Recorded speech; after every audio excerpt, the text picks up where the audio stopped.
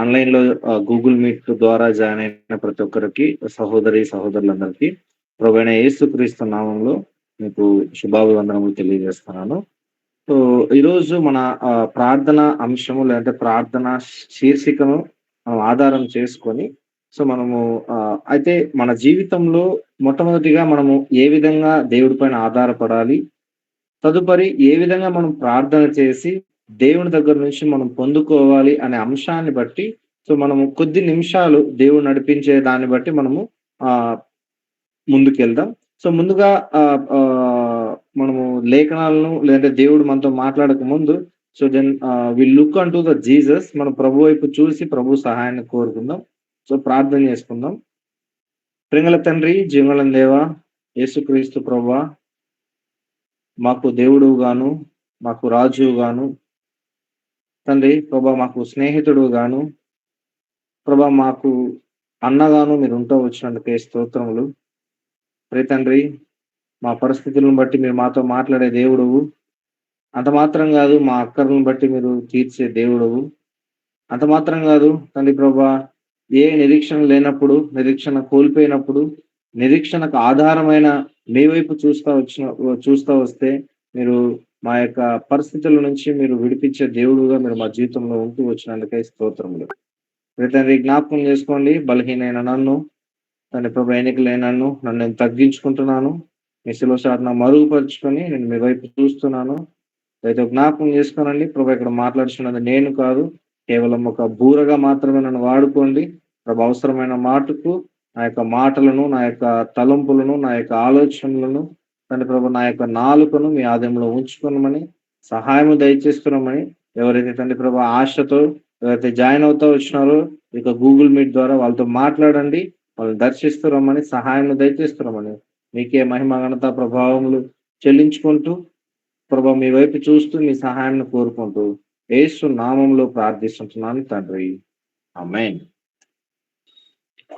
మన యొక్క శీర్షికలో ఈరోజు ఏదైతే ఈ యొక్క ప్రేయర్ గ్రూప్ కు మీరు పెట్టుకున్న ఆ థీమ్ ఏదైతే ఉందో ఆ థీమ్ అనుసారంగా మై హోప్ ఇన్ యూ. అంటే నా నిరీక్షణ నీలోనే, నా ఆధారం నీలోనే అనే శీర్షికను బట్టి ఈరోజు మనం ప్రార్థనా అంశంలోకి మనం ముందుకెళ్తాం. అయితే దాని యొక్క శీర్షికకు నా నిరీక్షణ నీలోనే అనే దానిని బట్టి మొట్టమొదటిగా మనము పరిశుద్ధమైన బైబిల్ గ్రంథంలో నుంచి దావీదు రాసిన కీర్తనలు 71వ అధ్యాయము 5వ వచనము మనం కలిసి చదువుకుందాం. సాధ్యమైనంత వరకు మీ యొక్క మొబైల్స్ కాకుండా better to have your own personal Bible. మీ యొక్క సొంత బైబిల్ను కలిగి ఈ యొక్క వచనాన్ని మీరున్న చోటనే బిగ్గర్ గా చదువుకుందాం. 71వ కీర్తన, దావీదు రాసిన కీర్తనలు 71వ అధ్యాయము 5వ వచనము. నా ప్రభువా యెహోవా, నా నిరీక్షణ ఆస్పదము నీవే, బాల్యము నుండి నా ఆశ్రయము నీవే. ఇక్కడ దావీదు యొక్క కన్విక్షన్ కానీ, లేదంటే దావీదు దేవుడి పైన ఏ విధంగా ఆధారపడుతున్నాడు అనేది కానీ, లేదు అంటే దావీదు ఏ విధంగా దేవునికి దేవా నీవే నా నిరీక్షణ అని అంటున్నాడు అని అంటే, దావీదుకు ఉన్న పరిస్థితులు ఏంటి అని అంటే, దావీదు ఒక రాజుగా ఉన్నాడు. దావీదుకు ఉన్న ప్రతి అంటే పొజిషన్ ఉంది. ఆయన ఒక రాజ్యానికి కింగ్ గా ఉన్నాడు. కానీ ఆయన ఏంటంటే అంత ఉన్నప్పటికీ ఆయన ఒక నిరీక్షణగా ఆ యొక్క 5వ వచనంలో మనం చూస్తే ఆయన ఏమంటాడంటే, నా దేవా, నా ప్రభువా యెహోవా, నా నిరీక్షణాస్పదము నీవే, బాల్యము నుండి నా ఆశ్రయము నీవే అని చెప్తా వస్తారనమాట. బాల్యము నుండి నా ఆశ్రయము నీవే అంటే మనం యొక్క దావీదు యొక్క జీవితాన్ని మనం ఒక కొన్ని నిమిషాలు లేదా కొన్ని క్షణాలు మనము క్షుణ్ణంగా చూసినట్లయితే దావీదు తన జీవితంలో ఏ విధంగా ఉంటున్నాడంటే, దావీదు మొట్టమొదటిగా అరణ్యంలో నివసించిన వాడుగా ఉంటున్నాడు. రెండవదిగా దావీదు తృణీకరింపబడిన వాడు. అంటే దావీదు రాజు అవ్వక ముందు దావీదు తన సొంత కుటుంబం వాళ్ళు ఎలివేసిన వాళ్ళు. దావీదు అరణ్యంలో ఉన్నవాడు. దావీదు దావీదు సౌలు ద్వారా తరమబడి చంపబడడానికి వచ్చినవాడు. ఈరోజు ఇదే పరిస్థితి కూడా, అదే పరిస్థితి మన జీవితంలో కూడా ఉంటా ఉంది. ఏ విధంగా ఉంటుందంటే, అక్కడ దావీదు ఏ విధంగా కన్విక్షన్ ఇస్తున్నాడంటే, నా బాల్యము నుండి, అంటే బాల్యము నుండి నా ఆశ్రయము నీవే అంటున్నాడు. అంటే ఇదే పరిశుద్ధమైన బైబిల్ గ్రంథంలో మనకి ఏంటంటే, జగత్ పునాది వేయబడక మునిపే అని ఎఫెసీయులకు రాసిన పత్రికలో చెప్తారు. అంత మాత్రమే కాకుండా ఇదే కీర్తనలో ఏమంటాడంటే, దావీదు ఏమంటాడంటే, తల్లి తన గర్భంలో రూపింపబడక మునిపే దేవుడు మనల్ని ఎరిగి ఉన్నాడని చెప్తారు. దాన్ని బేస్ చేసుకొని ఈ యొక్క దావీదు ఆ యొక్క కన్విక్షన్ ఏంటంటే, ఆయన నిరీక్షణ ఏంటి అని అంటే, ఆయన నిరీక్షణ, ఆయన నిరీక్షణకు ఆధారము, నిరీక్షణాస్పాదం ఏంటి అని అంటే, ఆయన ఆశ్రయము ఏంటనంటే, ఇప్పుడు కొంతమంది మనం న్యూస్ ఛానల్లో చూస్తూ ఉంటాం, నిరాశ్రయస్తులుగా ఉంటున్నారు. అంటే ఆశ్రయం లేని వారుగా ఉంటున్నారు. ఆశ్రయం లేనిగా ఉంటే వర్షం వచ్చినప్పుడు ఒక రూఫ్ లేని వాళ్ళని ఆశ్రయం లేని వాళ్ళు అంటారు. వరదలు వచ్చినప్పుడు, వరదల్లో కొట్టుకుపోయినప్పుడు వాళ్ళకు ఒక ఆశ్రయము లేదు, అంటే ఒక షెల్టర్ అనేది లేని వారికి దాన్ని సూచిస్తూ ఉంటది. అంత మాత్రమే కాదు, మన వ్యక్తిగత జీవితంలో కూడా, లేదంటే మన ఆత్మీయ క్రైస్తవ జీవితంలో కూడా మనము ఆశ్రయం లేని వారుగా ఉంటాం కొన్ని సందర్భాల్లో. అలాగా ఎప్పుడైతే మనం ఆశ్రయం లేని వారుగా ఉంటామో, మన ఆశ్రయమైన యేసు ప్రభువును, లేదంటే మన ఆశ్రయమైన దేవుని మనము కలిగి ఉండాలి. ఆ యొక్క ఈయన నా ఆశ్రయము అని ఆయన దావీదు ఏ విధంగా అయితే చెప్తా వస్తాడో, దావీదు ఏం చెప్తాడంటే, నా బాల్యము నుండి అంటున్నాడు. సో బాల్యము నుండి అంటే ఆశ్రయం అనేది ఈ రోజు నుంచే కదా, అంటే దావీదు కింగ్ అయిన తర్వాత, అంటే దావీదు రాజు అయిన దాని తర్వాత దేవుడు నా ఆశ్రయం నువ్వు అనలేదు. సో దావీదు అరణ్యంలో గొర్రెలు కాసుకుంటున్నప్పుడు దేవుడు దావీదుకు ఆశ్రయంగా ఉన్నాడు. అంత మాత్రం కాదు, తల్లిదండ్రులు మర్చిపోయినప్పుడు దావీదుకు దేవుడు ఆశ్రయంగా ఉన్నాడు. అంత మాత్రం కాదు, గొల్లియాతు అంటే అటువంటి పరిస్థితులు వచ్చినప్పుడు కూడా దేవుడు దావీదుకు ఆశ్రయంగా ఉన్నాడు. అంత మాత్రం కాదు, సౌలు ఏం చేస్తా ఉన్నాడంటే, సౌలు దావీదును తరుముతున్నప్పుడు కూడా దేవుడు సౌలుకు ఆశ్రయంగా ఉన్నాడు. ఈరోజు ఇదే పరిస్థితుల్లో మన జీవితంలో కూడా మనం కూడా తరుముతున్న పరిస్థితి, వెలివేయబడిన పరిస్థితి, అరణ్యంలో ఉన్న పరిస్థితి, అంత మాత్రం కాదు ఎన్నుకోలేని పరిస్థితి మన జీవితాల్లో కూడా ఉంది. గొల్లియాతు లాంటి ఎన్నో సవాళ్ళు మన జీవితంలో ఉండొచ్చు.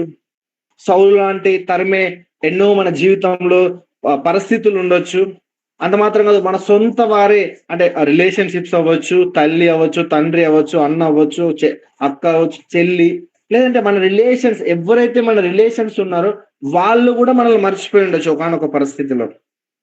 కానీ మన నిరీక్షణ, లేదంటే మన ఆశ్రయము, ఆ యొక్క అంటే ఏదైతే మన థీమ్ ఏదైతే ఉందో, మై హోప్ ఇన్ యూ అంటే who is that you is the God.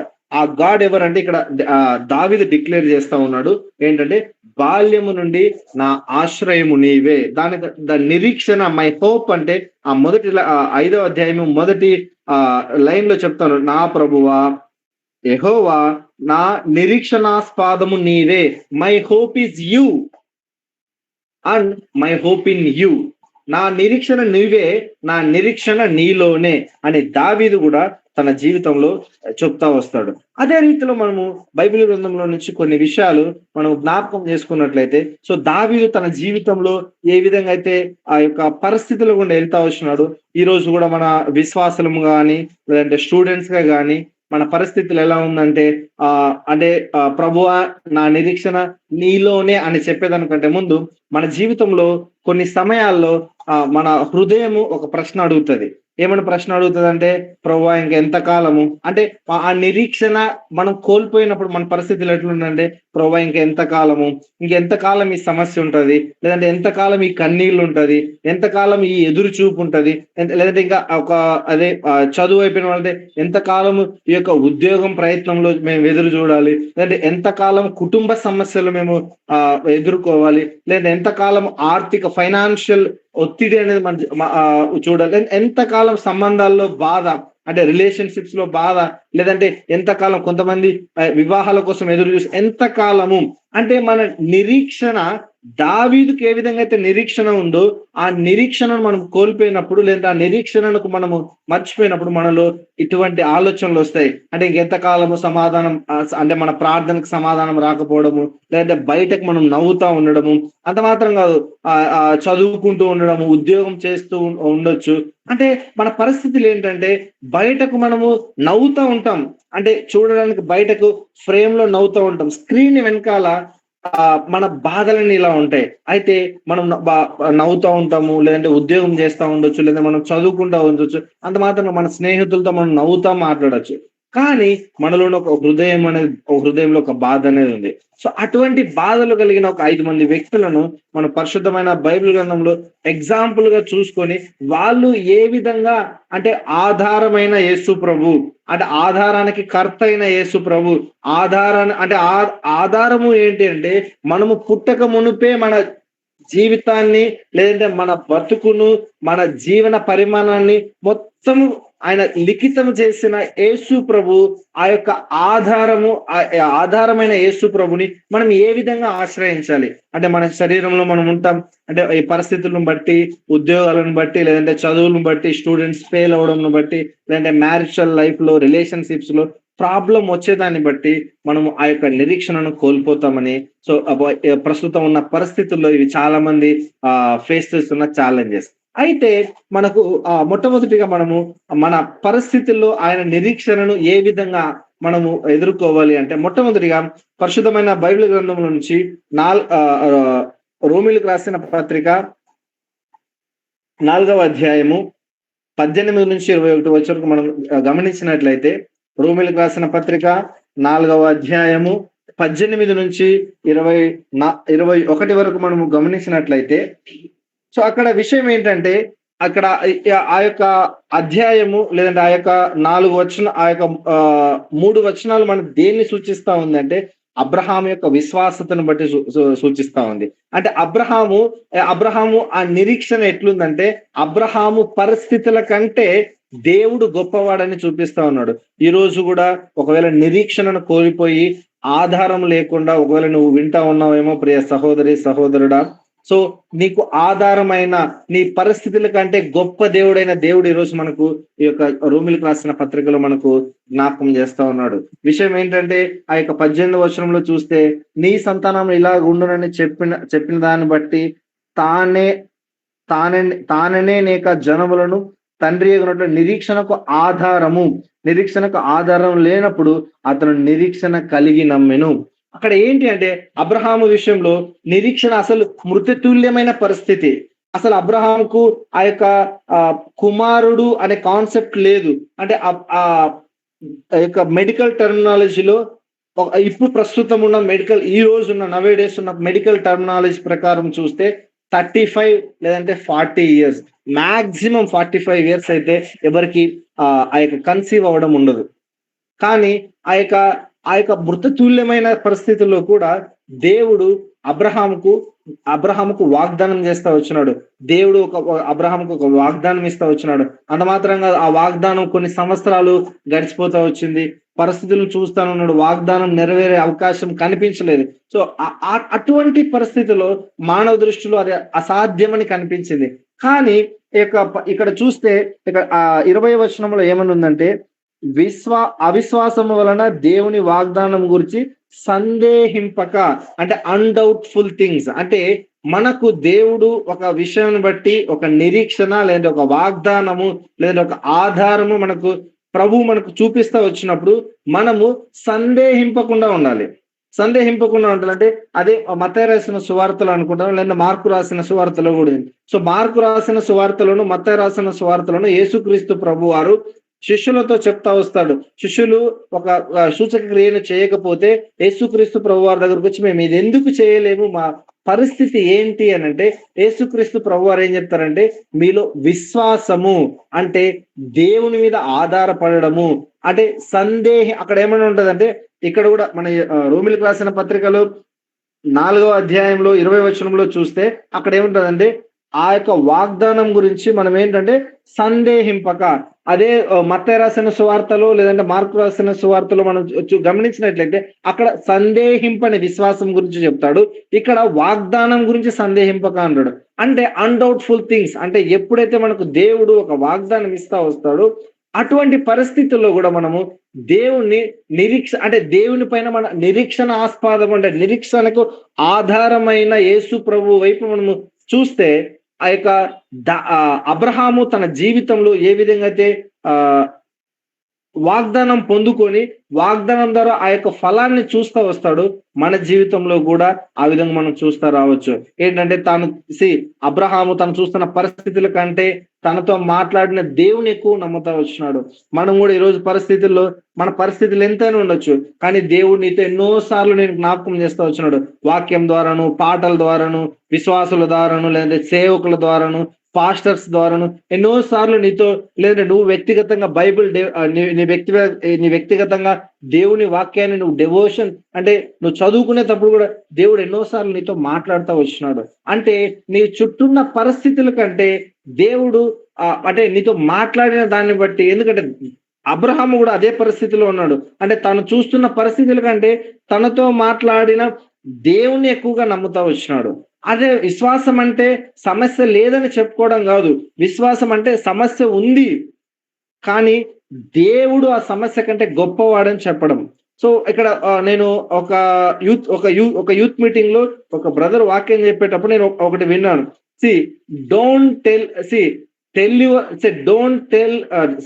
అదేమన్నారంటే don't tell your problems to God, tell about your God to your problem అన్నాడు.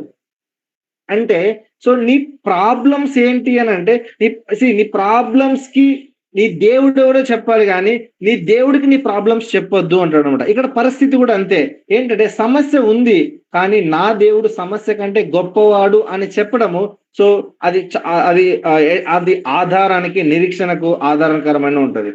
సో అలాగా అబ్రహాము వాస్తవాన్ని తిరస్కరించలేదు, కానీ ఆ యొక్క వాస్తవాన్ని దేవుని కంటే గొప్పగా చేయలేదు, అంటే సో గొప్పదిగా చేయలేదు. సో అదే జీవితంలో మన జీవితానికి అన్వయించుకుంటే కూడా ఒకవేళ ఒక స్టూడెంట్ ఎగ్జామ్స్ విషయంలో కానీ, లేదంటే భవిష్యత్తు విషయంలో కానీ, సో అదేమవుతుందంటే ఫర్ సపోజ్ ఒక స్టూడెంట్ ఒక BTech, MTech, whatever the degrees చేస్తే ఆ యొక్క ఒక సబ్జెక్ట్ లో ఒక మార్క్స్ తక్కువ వస్తే వాళ్ళు ఏమనుకుంటారంటే నా జీవితం అయిపోయింది అంటారు. ఆ జీవితం అయిపోయిందంటే marks the marks could not define your destiny. Why? Because ఆ మార్క్స్ అనే ఆ నెంబర్ అనేది నీ జీవితంలో నేను ఎప్పుడు నీ డెస్టినీ చేయలేదు. ఎందుకు అనంటే ఇక్కడ అబ్రహాము విషయంలో ఆ నెంబర్, అంటే అబ్రహాము వయస్సును బట్టి చూస్తే, అబ్రహాము బయలాజికల్ దాన్ని బట్టి చూస్తే అబ్రహాముకు పిల్లలు లేరు. కానీ దేవుడు వాగ్దానం ఇచ్చాడు కాబట్టి వాగ్దానాన్ని నెరవేరుస్తా వచ్చాడు. అదే విధంగా మనం కూడా సో నీ యొక్క మార్క్స్ అని కానీ, లేదంటే ఒక నెంబర్స్ ఇది లేదు అనేది కాకుండా, సో మనము దేవుడిచ్చిన వాగ్దానంపై ఎప్పుడైతే మనం ఆధారపడతామో, దేవుడిచ్చిన వాగ్దానం మనం ఎప్పుడైతే ఆయన వైపు మనం చూస్తామో, దేవుడు అప్పుడు మనకు నిరీక్షణకు ఆధారము, అంటే నిరీక్షణాస్పదమునకు ఆధారము, అంత మాత్రం బాల్యము నుండి నా ఆధారం నీవే అని మనము దావీదు వలె మనం చెప్పాలి. అంటే అబ్రహాము తన జీవితంలో ఏ విధంగా అయితే ఆ యొక్క నిరీక్షణను కోల్పోకుండా తన ఆధారమైన దేవుడిని పై ఆధారపడుతూ వచ్చినాడు, మనం కూడా అబ్రహాము వలె మన పరిస్థితులు కూడా మనము ఆ విధంగా సరి చేసుకోవాలని దేవుడికి ఇది ఒక్కసారి మనం జ్ఞాపకం చేస్తా ఉంటున్నాడు. రెండవదిగా మనం గమనించినట్లయితే, సో అదే పరిశుద్ధమైన బైబిల్ గ్రంథము ఆదికాండము 37వ అధ్యాయం నుంచి 41వ వచనం వరకు, 41వ అధ్యాయం వరకు మనం గమనించినట్లయితే ఈ యొక్క కాంటెక్స్ట్ లో మనకు ఏసేపు ఉంటాడు. సో ఏసేపు ఎవరు అంటే అబ్రహాము మనవడు. సో ఆ ఏసేపు కూడా తన జీవితంలో ఏసేపు కూడా ఏంటంటే తన జీవితంలో ఇలానే ఉన్నాడు. ఎలాగంటే సో ఇప్పుడు వాక్యం చదివినప్పుడు, లేదంటే దేవుడు తన కళల ద్వారా ఏసేపుతో మాట్లాడుతూ వచ్చినాడు.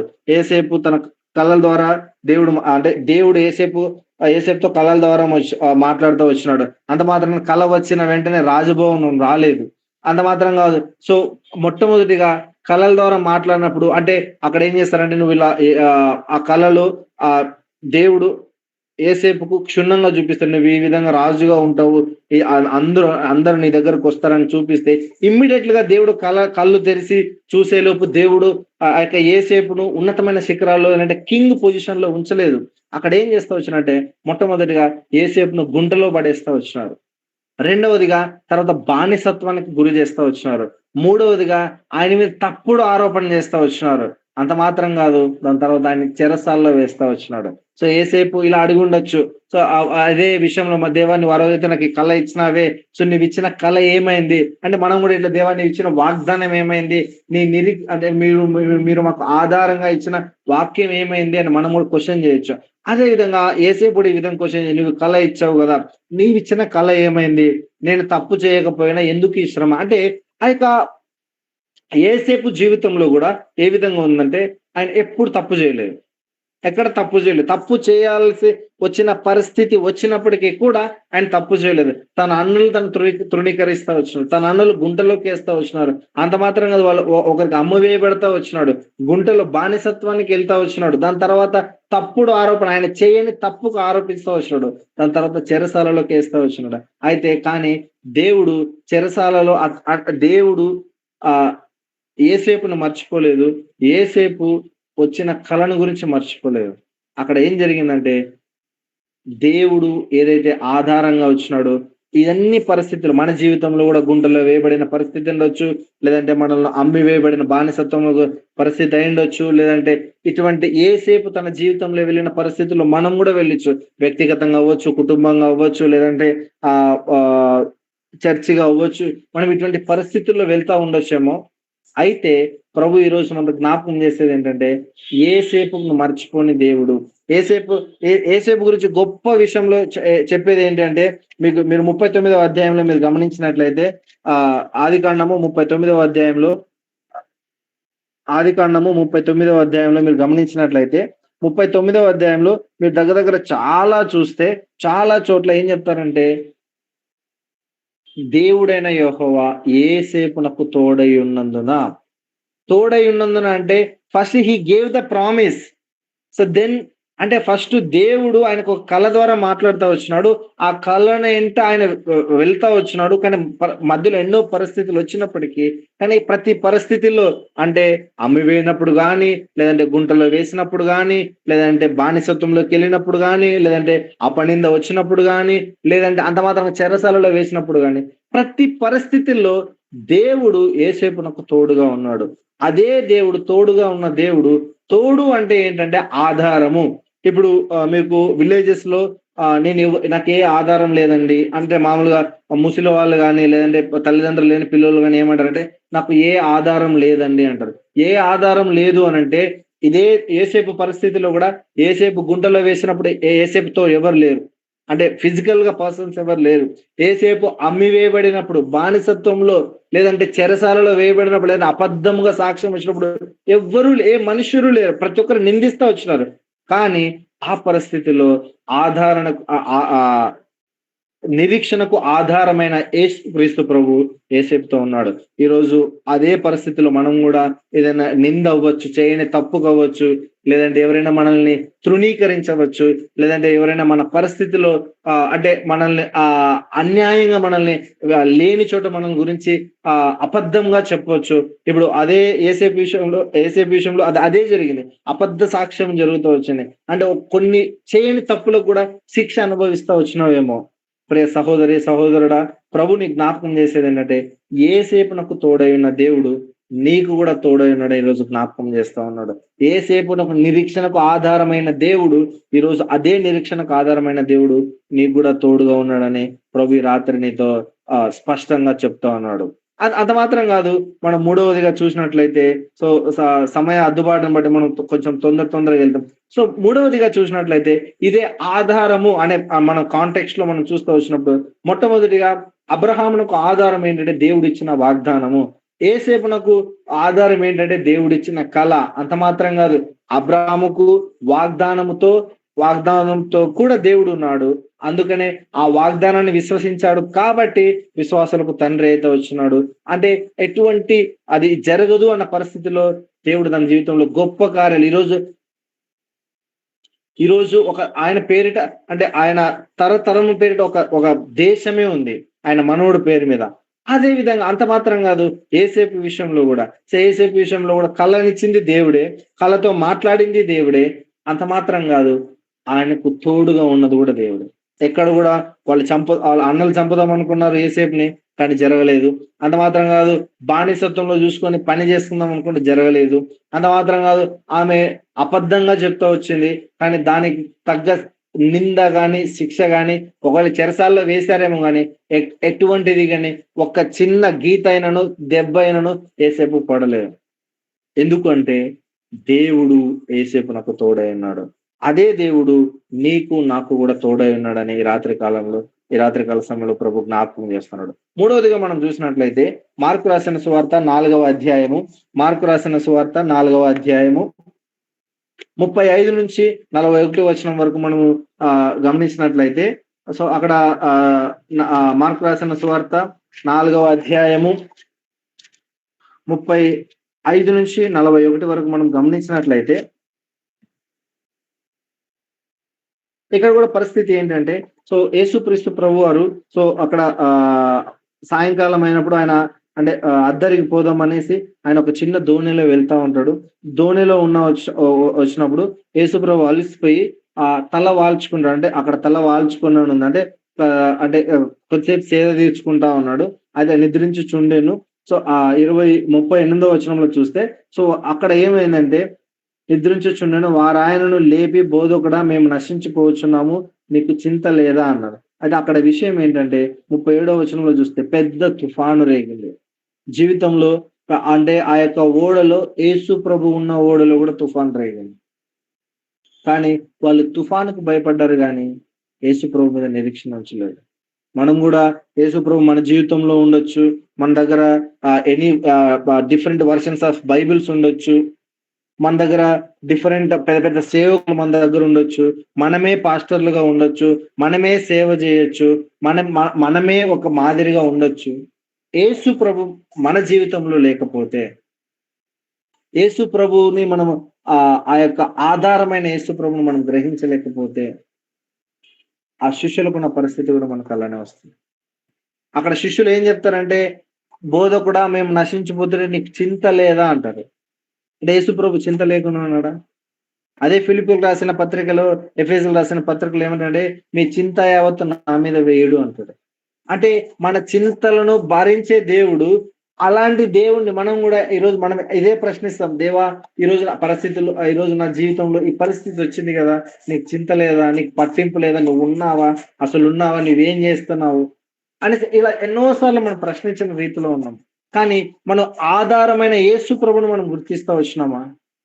అంటే శిష్యులు పడవలో ఉన్నారు, యేసుప్రభు కూడా వాళ్ళతో ఉన్నాడు అక్కడ. అంటే అయినా తుఫాన్ ఉంది, కానీ అక్కడ గొప్ప ఏంటంటే యేసు పడవలో ఉన్నప్పటికీ తుఫాన్ వచ్చింది. అంటే సమస్యలు, అంటే ఇక్కడ ఈ విషయం ఏంటంటే, సమస్యలు రావడం నేను విడిచిపెట్టడానికి సూచన కాదు.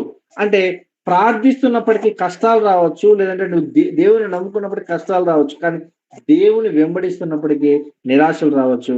కానీ నమ్మకంగా ఉన్నప్పటికీ కూడా మన పరీక్షలు రావచ్చు. అదే ఈ యొక్క కాంటెక్స్ట్ లో నేను దీన్ని సిద్ధపడతా ఉన్నప్పుడు, సో ఇదే విషయంలో కొన్ని ఫ్యామిలీస్ లేదంటే మ్యారేజెస్ లో ఇదే జీవితంలో తుఫాన్లు వస్తూ ఉంటాయి. అంటే ఆ తల్లిదండ్రులు పిల్లల మధ్యలో, లేదంటే భార్య భర్తల మధ్యలో, రిలేషన్షిప్స్ మధ్యలో మిస్అండర్స్టాండింగ్స్ వస్తాయి. తర్వాత కమ్యూనికేషన్ ప్రాబ్లమ్స్ వస్తాయి. అంటే parents children, wife and husband, ఇలా ఏంటి అని అంటే సేమ్ ఇదే తుఫాన్లు ఎట్లా అంటే మిస్అండర్స్టాండింగ్స్ అనే తుఫాన్లు, తర్వాత కమ్యూనికేషన్స్ ప్రాబ్లమ్స్. అంత మాత్రం కాదు, సో ఫ్యామిలీ ఇంటర్ఫరెన్స్, అంత మాత్రం డిఫరెంట్ ఎక్స్పెక్టేషన్స్. అంటే నాకు ఇది ఇలా ఉంటే అనడము, తర్వాత కెరియర్ ప్రెషర్, తర్వాత చిల్డ్రన్ రిలేటెడ్ స్ట్రగుల్స్ కావచ్చు. అంటే పిల్లలు ఫీజులు అని, పిల్లలు అది ఇదని, ఇవన్నిటిని బట్టి, సో వీటన్నిటిని బట్టి, ఈ తుఫాన్లన్నిటిని బట్టి మనం ఎన్నోసార్లు వేసారిపోయి ఉండొచ్చు. ఎన్నోసార్లు మనము వ్యక్తిగతంగా మన తల్లిని మనము దూషించుండొచ్చు, మన తండ్రిని మనం దూషించుండొచ్చు, లేదంటే తల్లిదండ్రులుగా పిల్లలను కూడా వాళ్ళ ప్రవర్తనను బట్టి మనం దూషించు. ఇవన్నీ దేనికి సూచిస్తున్నాయంటే తుఫానులు, తుఫానులు ఏంటంటే యేసు ప్రభుని మనం ఓడలో పెట్టుకొని కూడా మనం తుఫానుకి భయపడుతున్నాం. యేసు ప్రభుని అక్కడ యేసు ప్రభు ఆ యొక్క మార్కు రాసిన సువార్త 4:35 నుంచి మనం 41లో చూస్తే అక్కడ యేసు ప్రభు చేసిందేంటి? దాని గాలిని గద్దించాడు. అక్కడ తుఫానుని గద్దించాడా? గాలిని గద్దించాడా? ఇక్కడ పరిస్థితి ఏంటంటే, మనం అక్కడ ఏంటి పరిస్థితి? అంటే మనం దేనికి లోబడుతున్నాం? దేవునికి లోబడుతున్నామా? పరిస్థితులకు లోబడుతున్నామా? పరిస్థితులు వచ్చినవే కావచ్చు. అది ఫ్యామిలీ ప్రాబ్లమ్స్ అవ్వచ్చు, ఉద్యోగం ప్రాబ్లమ్ అవ్వచ్చు, లేదంటే మిస్‌అండర్‌స్టాండింగ్స్ అవ్వచ్చు. It may be anything. It may be anything. కానీ మనం యేసు వైపు చూస్తా ఉన్నామా? ఎప్పుడైతే యేసు వైపు చూస్తే మన పరిస్థితులు ఏమవుతదంటే అవన్నీ నిమ్మలమైపోతాయి. ఎందుకంటే ఎప్పుడైతే when we acknowledge to the Lord అంటే ఎప్పుడైతే మనం యేసు ప్రభుని అక్నాలెడ్జ్ చేస్తామో ఆధారమైన యేసు ప్రభు మన జీవితంలోకి వస్తాడు. జస్ట్ ఆయన దాన్ని గద్దిస్తాడు. నువ్వు ఇది చేయి, అది చేయి జస్ట్ గద్దిస్తాడు. ఏదైతే తుఫాన్ ఉందో దాన్ని గద్దిస్తే అది నిమ్మలం అయిపోతది. మన జీవితంలో గూడా ఇట్లాంటి మిస్‌కమ్యూనికేషన్స్ కానీ, లేదంటే మిస్‌ఇంటర్‌ప్రిటేషన్స్ కానీ, లేదంటే కెరియర్ ప్రెషర్స్ గానీ, లేదంటే నేనెక్కడ సెటిల్ అవ్వాలని ఏదైనా నీకు ఇటువంటి తుఫాన్లుంటే మరొకసారి యేసుక్రీస్తు ప్రభువారు రాత్రి కాల సమయంలో నీకు జ్ఞాపకం చేస్తా ఉన్నాడు. నువ్వు చేయాల్సిందేంటంటే ఓడలో ఉన్న తుఫానును గాదు, ఓడ మీదకొచ్చిన తుఫాను గాదు, ఓడ చుట్టూ ఉన్న తుఫానును గాదు, ఓడలో ఉన్న యేసు ప్రభువుని గుర్తించాలి. మన జీవితంలో ఎన్నో సార్లు మనము ఏంటంటే చాలా మంది పరిస్థితులు ఏం చేస్తారంటే ఆహ్, రియల్ ఎగ్జాంపుల్ ఏంటంటే రీసెంట్‌గా నిన్న మొన్న మా సొంత మా కజిన్ బ్రదర్ ఒక అబ్బాయి చాలా హెల్త్ క్రైసిస్‌లో ఉన్నాడు. చాలా హెల్త్ క్రైసిస్‌లో అసలు ఈరోజు మార్నింగ్ ఆయన 95% బతకడు బ్రదర్ అని ఒక డాక్టర్ మాకు డిక్లేర్ చేసాడు. బట్ మేము ప్రార్థన చేసి నిరీక్షణ ఉంచి బ్రదర్ ఎలా జరిగితే అలా జరుగుతదని చెప్పినాం. కానీ అక్కడ పరిస్థితులు ఏం జరుగుతున్నాయంటే మా పేరెంట్స్ అవ్వచ్చు, మా కజిన్స్ అవ్వచ్చు వాళ్ళందరూ ఏమన్నారంటే లాస్ట్‌కి ప్రార్థనన్నా చేయండి అని అన్నారు. అంటే లాస్ట్‌కి యేసుప్రభు దగ్గరికి పొమ్మన్నారు. భయపడక ముందు మనం యేసుప్రభు దగ్గరికి పోయుంటే పరిస్థితులు ఎలా ఉంటాయి? ఈరోజు క్రైస్తవ పరిస్థితులు గూడా అంతే. అంటే మిస్‌అండర్‌స్టాండింగ్స్ వచ్చినాయంటే ఎందుకొచ్చినాయి? So, when we acknowledge to the Lord Jesus Christ, when we intervene అంటే మన జీవితంలోకి యేసు ప్రభువుని మనం ఆహ్వానిస్తా వచ్చినప్పుడు ఎలా ఆహ్వానిస్తామంటే యేసు ప్రభు అక్కడ తల వాల్చుకొని సేద తీస్తా ఉన్నప్పుడు శిష్యులు పోయి ఆయనతో ఆ యొక్క పరిస్థితిని బట్టి ఆయన అక్నాలెడ్జ్ చేస్తారు. బోధకుడా నీకు చింత లేదా అంటారు. అంటే అదే పరిస్థితిని బట్టి మనం ఎప్పుడైతే దేవుడి దగ్గరికి పోతామో దేవుడు దాన్ని జస్ట్ గద్దిస్తాడంతే. గద్దించినప్పుడు మన జీవితంలో ఏ పరిస్థితి అయినా అవ్వచ్చు. ఈరోజు మేము ఈ యొక్క తుఫాను అంటే నేను ప్రాక్టికల్ ఎగ్జాంపుల్ ఈరోజు అదే పరిస్థితిలో మేము విశ్వాసంతో ప్రార్థన చేస్తా వచ్చినాం.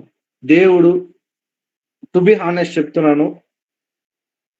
ఈరోజు మార్నింగ్ 4:00 అతను బతకడు అన్నారు. ఈరోజు ఆయన ఇప్పుడు లేచి ఆయన తింటున్నాడు.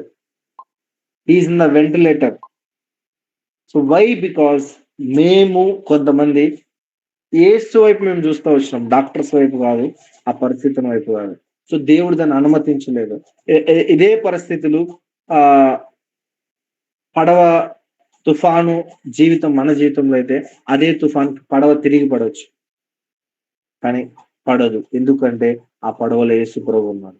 మనం ఎప్పుడైతే యేసు ప్రభువుని గుర్తిస్తామో, యేసు ప్రభువుని మనకు ఆధారంగా మనం చేసుకుంటామో, యేసు ప్రభువుకి మన పరిస్థితిని బట్టి యేసు ప్రభువుని మన జీవితంలో అక్నాలెడ్జ్ చేస్తామో, అప్పుడు మిక్కిలి నిమ్మలం అయిపోతుంది. అప్పుడు ప్రశాంతంగా మన జీవితంలో ఉంటుంది.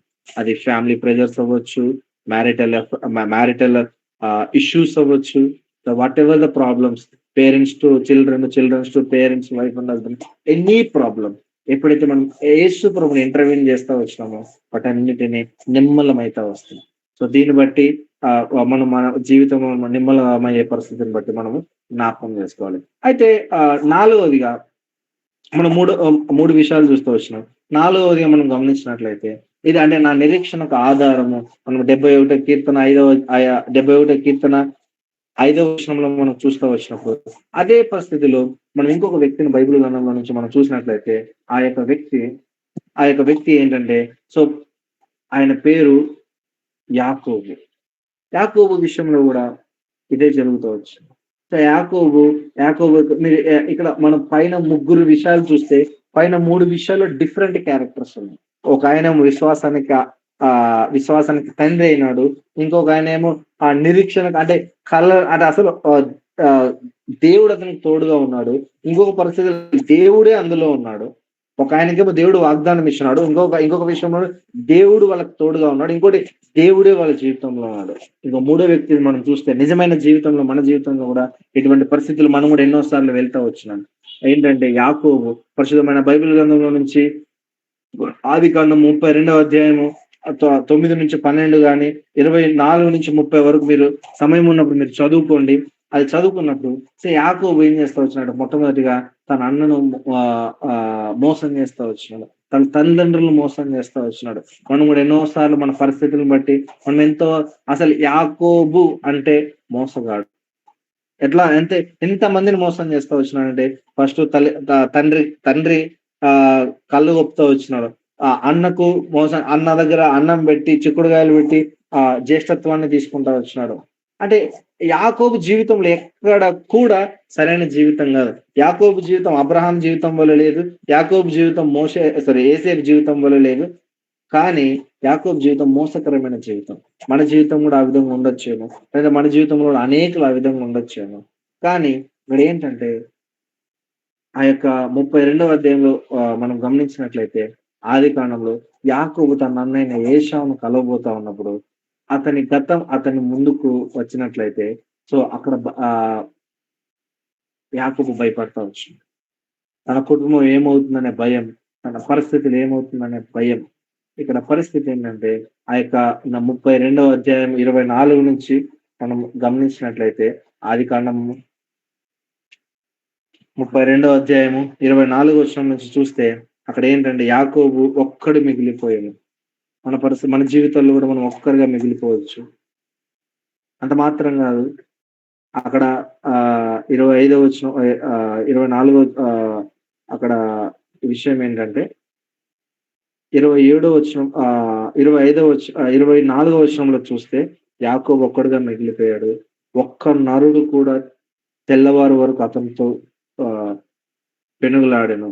అయితే తాను తన గెలువకుండుట చూచి తొడగూటి మీద అతనిని కొట్టెను. అప్పుడు అతడు ఆయనతో పెనుగులాడిన తర్వాత యాకోబు పరిస్థితి ఎన్నో సార్లు యాకోబు వలె యాకోబును దర్శించిన దేవుడు మనల్ని కూడా దర్శిస్తా వచ్చినాడు. మన పరిస్థితులను బట్టి మనం ఎప్పుడు కూడా క్రైస్తవ జీవితంలో ప్రస్తుతం ఉన్న క్రైస్తవ తరంలో ప్రస్తుతం ఉన్న క్రైస్తవ లోకంలో క్రైస్తవ సమాజంలో ఉన్న విషయాలు ఏంటంటే ఎప్పుడైతే దేవుడు మన దగ్గరకు వచ్చి మనతో మన పరిస్థితులు మార్చుకోమని చెప్తే మనం మార్చుకోలేకపోతున్నాం. ఇక్కడ యాకోబు పరిస్థితి కూడా అదే. ఒకప్పుడు గతంలో మోసకరమైన జీవితం. గతంలో ఆ మామను మోసం చేశాడు, తల్లిదండ్రులను మోసం చేశాడు, అన్నను మోసం చేస్తా అందరిని మోసం చేస్తా వచ్చినాడు. కానీ ఎప్పుడైతే 32వ అధ్యాయం 24-30 వరకు మనం గమనించినట్లయితే అక్కడ ఒక పరిస్థితి అంటే యాకోబు దేవుడిని ఎన్కౌంటర్ చేస్తా వచ్చాడు.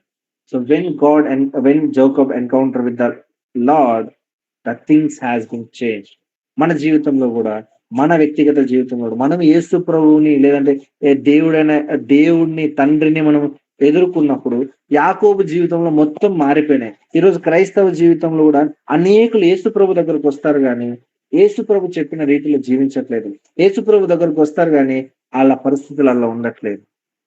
నేను చెప్పదలుచుకున్నది ఏంటి అంటే ఎప్పుడైతే మనం యేసు ప్రభుని ఎన్కౌంటర్ చేస్తామో పరిస్థితులు మారుతాయి.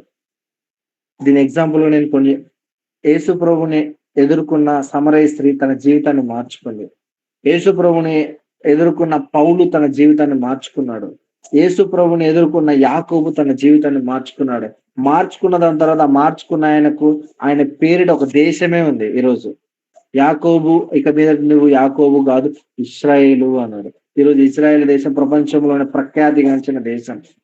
ప్రపంచంలో అత్యధిక నోబెల్ ప్రైజెస్ ఎక్కడి నుంచి వస్తానంటే ఒక ఇజ్రాయెల్ దేశం. ఎందుకంటే ఎప్పుడైతే మనం కూడా మన జీవితంలో యేసు ప్రభుని మనము అలో చేస్తామో, యేసు ప్రభు చెప్పినట్టు మనం వింటామో, యాకోబు కదా మారిన దాని తర్వాత ఆ యొక్క బేతేలు అనుభవం మన దగ్గరకు వస్తూ వచ్చినప్పుడు మనం కూడా యాకోబు వల్ల మనం మారుతూ వస్తాం. సో దాన్ని బట్టి మనము జ్ఞాపకం చేసుకోవాలి.